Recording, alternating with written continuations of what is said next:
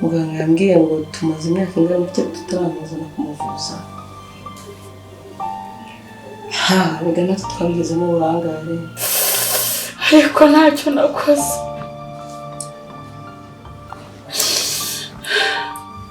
Ibyo bibaho, hari imyaka ugeramo bikakubaho, sibyo? Ahubwo reka njye kugushyuhiriza amazi noneho twicaye tubiganira dutuje, sibyo? Nuko byagenze. Gusa umaze guca akenge mwana we.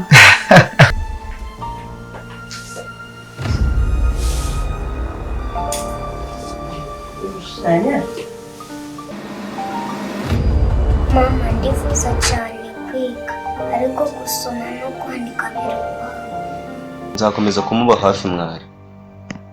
Ndashaka kongera kumubona ameze neza. Ariko nanjye nyigisha ukuntu nakwirinda ibiyobyabwenge ndetse nkabirinda na bagenzi banjye. Mwana ndagushima.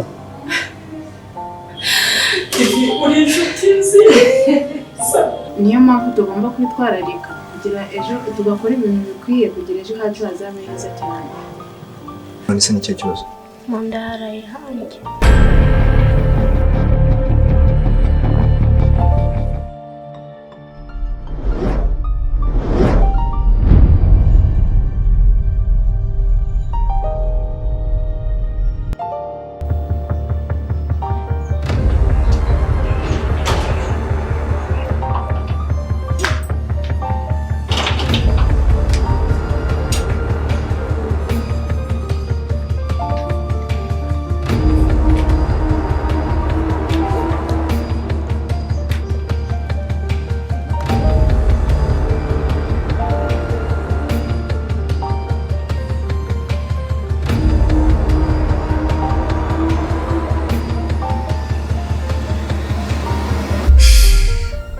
Amazina yanjye nitwa Mugabo, umugore wanjye yitwa Louise.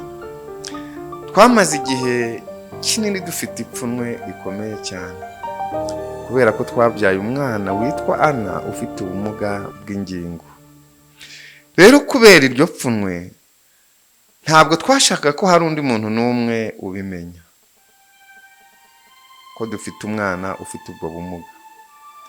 Twafashe umwanzuro wo kumufungirana mu cyumba cya wenyine aho atashoboraga gusohoka. Anna yamaze imyaka 7 atava muri icyo cyumba. Twamukoreye ibibi byinshi, twaramutoteje bikabije, twamwimye urukundo n'ubufasha yari akeneye nk'umwana. Ubu tuzi neza ko bakoze bitari bikwiye, kandi twifuza ko nta wundi mubyeyi wagira amahitamo nk'ayo ngayo. Kugeza ubu turimo kurwana n'ingaruka z'uko tutamwitayeho igihe yari akeneye ubufasha bwacu ababyeyi be. Ubu nyuma yo gukurikirana ibikorwa bya leta ndetse no guhabwa ubujyanama, twamenye ko abana bafite ubumuga ari abana nk'abandi. Umwana wacu turifuza kumukurikirana ndetse no kumwitaho, ariko igihe cyaraturenganye pe.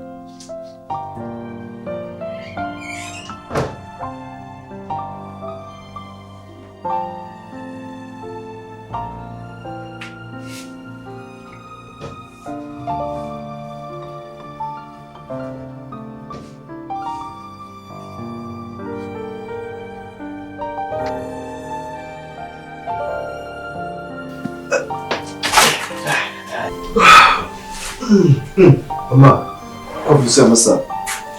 Ko baramutse. Waramutse mama. Aya masaha abantu bari kare koko mwana. Cyane. So yangu uri kwitegura hari abageni bagiye kuza hano. Ibaze kumbwira ngo nazindutse nasoje n'amasuku kandi narangije no kubatekera igikoma.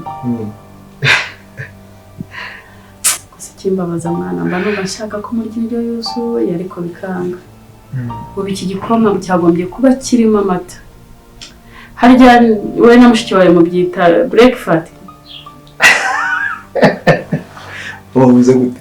Sero buri go basi. Gereka kunseka po. Go breakfast. Siko babyita. Babyita breakfast ntabwo ari breakfast. Akora sitsa ko. Ariko yimenya ko nyikwatize mwana we. Uzi yaba nagize amahirwe n'ayanyu. Ubu nagombye kuba nkomeye n'umuntu ukomeye cyane. Ahubwo bize byo kwiga ndibuka.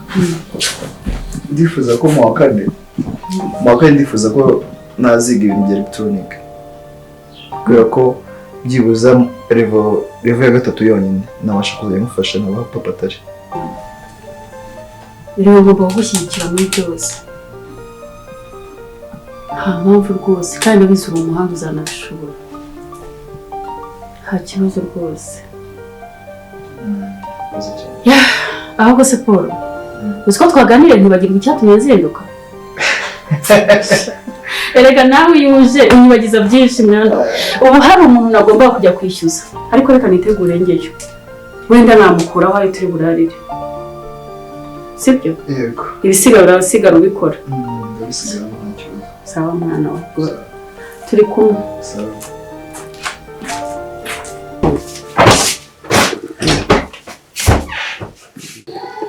Kuje kare kandi ukabuje utavuga. Tuza. Nta kidasanzwe bakoze sheri. Muganga yambwiye ngo tumaze imyaka ingana n'icyo tutaramuzana kumuvuza. Rega natwe twabigezemo uburangare. Imyaka ingana gutyo tutaramujyana kumuvuza koko.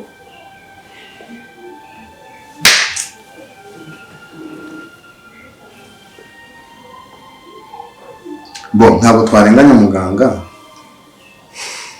kuko urumva ko nitwe twatinze. Iyo tuza kumvira inama z'abaganga tugakurikirana umwana wacu ntabwo babitugendekeye gutya. Ntabwo tuba tugiye guhangayika ku ngaruka z'uburangare twagize. Ikibazo nuko tutumvira inama z'abaganga.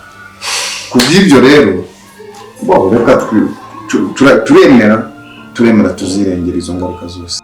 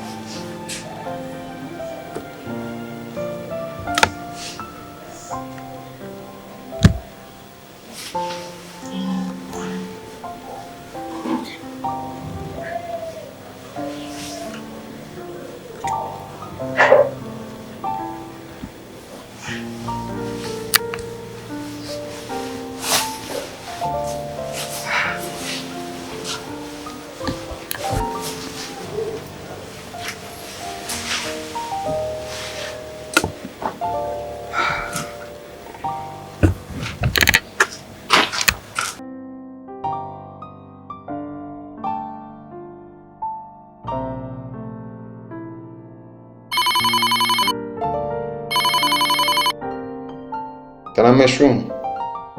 Wiriwe ute se sheri? Niriwe neza. Ya mafaranga rero nari maze kuyashyira kuri konti yawe. Nsigaranye ayo guhemba abakozi bagiye gupakura wa muceri.